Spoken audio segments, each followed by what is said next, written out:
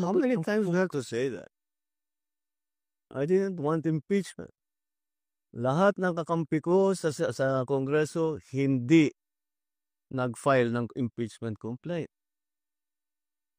Yung mga nag-file ng impeachment complaint, hindi mo masasabing kaya kong utusan. Magandang gabi po, Mr. President. Sir, you mentioned during your podcast na sawa na yung mga tao sa politika, and yet next week magsisimula na po yung impeachment trial against Vice President Sara Duterte. I'm How not could- sure I see the train of thought there.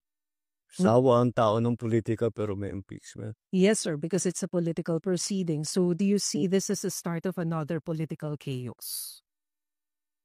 The legislators, the senators, and the House are going to decide on how to handle it. I don't think that they've made any decisions yet in that regard. So let's let it's in there. It's there. Nasa kanila yan eh. Mostly sa Senado, pero siyempre nandiyan pa rin ang House dahil sila mag-prosecute. So they will have to decide between the two houses how they were going to conduct this. You remind, I was part of the Corona impeachment. We were making rules as we went along, and I think that's what will happen here too. So we'll see what happens. Sir, I understand malinaw naman po yung pahayag nyo that you have nothing to do with the impeachment trial. But do you wish na sana hindi na lang ito mangyari so as hindi na lang How many times we have to say that? I didn't want impeachment.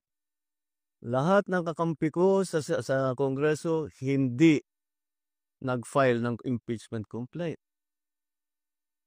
Yung mga nag-file ng impeachment complaint, hindi mo masasabing kaya kong utusan o pagsabihan na ito yung gagawin mo.